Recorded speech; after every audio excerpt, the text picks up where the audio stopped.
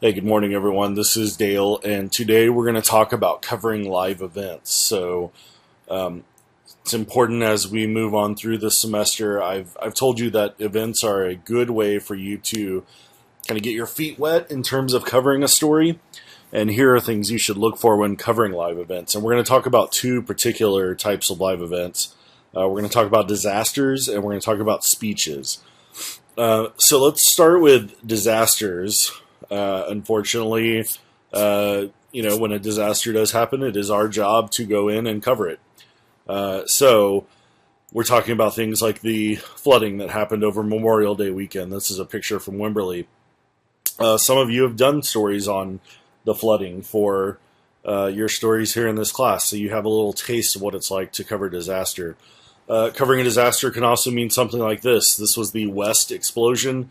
I believe that was 2 years ago or 3 years ago at the plant in West. Coverage continues on that story. That was 3 years ago. You still see an article occasionally on it. Memorial Day floods, obviously, still very much part of the news cycle at this point. So the first thing you have to do when covering a disaster is something that you actually do before the disaster ever happens or ever you even think about covering something. It's to do your homework. And what I mean by that is when you go to a station or you go to a newsroom, you need to anticipate the worst case scenarios for that particular market, that particular city, that particular state.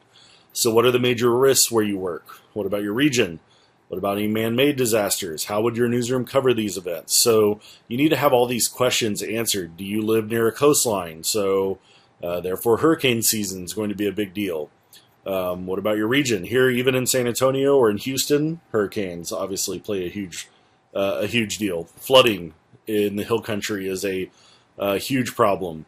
We now have earthquakes going on because of fracking. So what if there's a massive earthquake? Did you know San Marcos sits on a fault line? Actually, Old Main sits on a fault line. So all these things, knowing them, and then making sure your newsroom has a disaster coverage plan in order to cover those. And one last thing, really importantly, when we talk about man-made disasters, these would be things like the West explosion. So that was a fertilizer plant that was built that exploded and killed people and devastated a small town. So you need to know those things too. Are there huge plants in your area? Are there, anything like that that might cause problems? Is there oil drilling in your area? Is there a shipping channel nearby? All these things to know about. And then, like I was saying, make sure your newsroom has a plan to cover these events. So let's go back to the West explosion. Some of y'all may not know this, or you may not have been paying attention, but the reporter who ended up killing it on that story in terms of coverage was actually a Texas State alumna. She was working for the Waco newspaper at the time. She was their education reporter, so covering the town of West was not her beat by any means. And,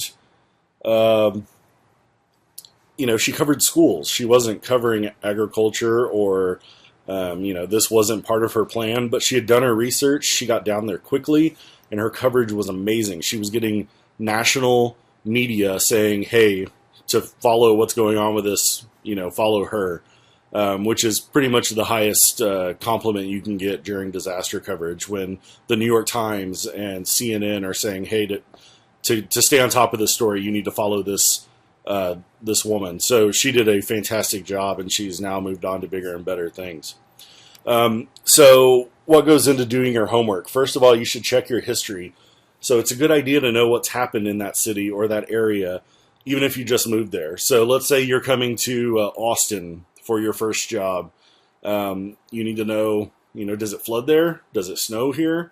What about massive wildfires? Anything along those, natural disaster area, in the natural disaster realm, know those things. Have the data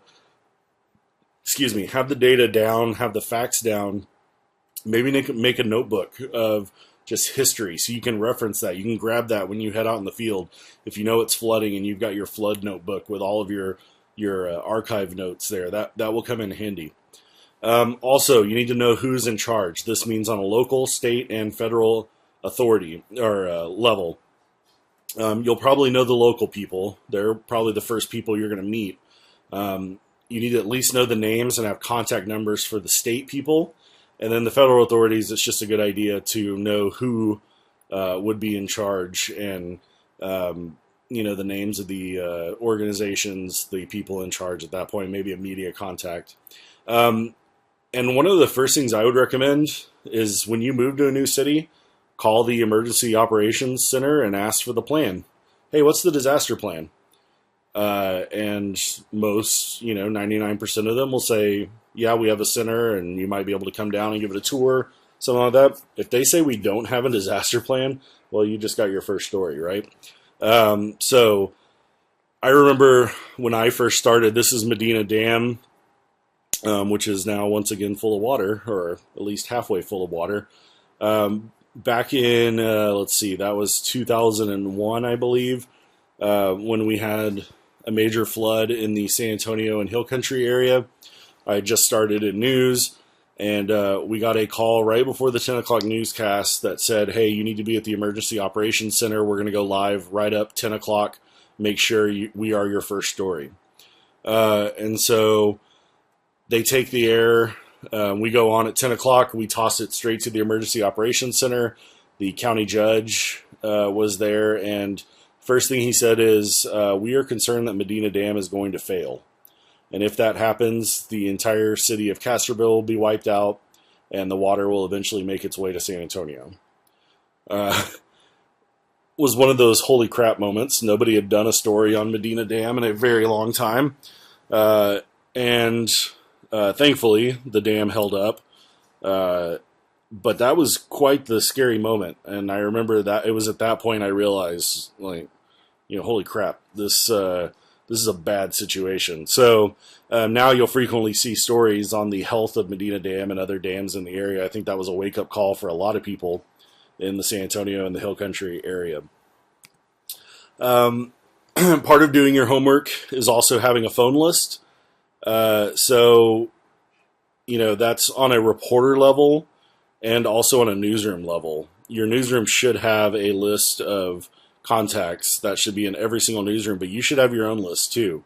So you don't want to have to be calling into the station every single time. Hey, can you give me the number for this? Can you give me the number for that? You should have a solid contact list as well. And then as I said, your newsroom should have a plan in case anything major happens. The question we used to always ask in San Antonio is, what happens if the Alamo burned down? What would we do? So have that disaster plan in place. Reporters also need to have a go bag.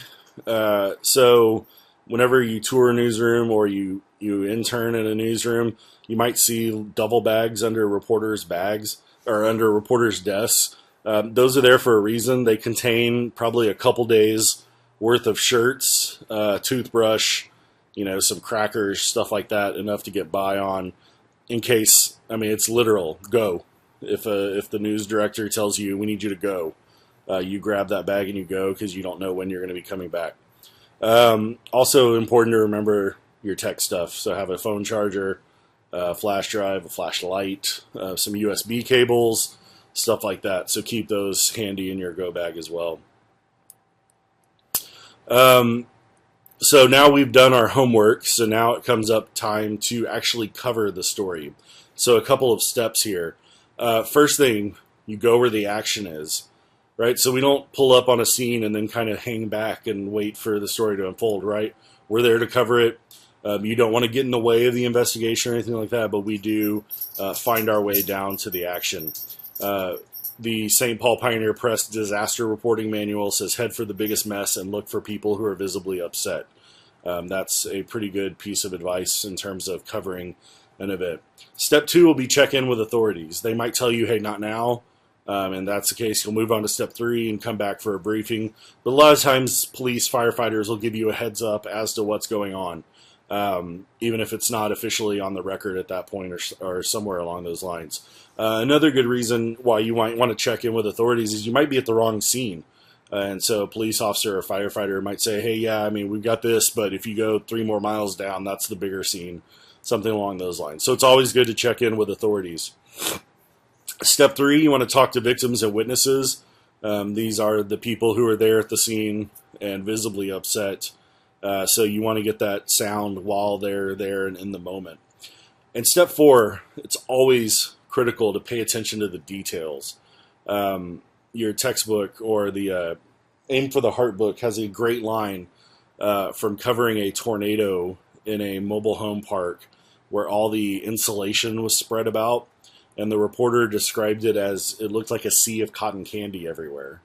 And that really puts that moment, that talk about writing to video, right? So the video showing just this pink everywhere, and she's saying, she didn't say there's insulation everywhere. She said it looks like a sea of cotton candy.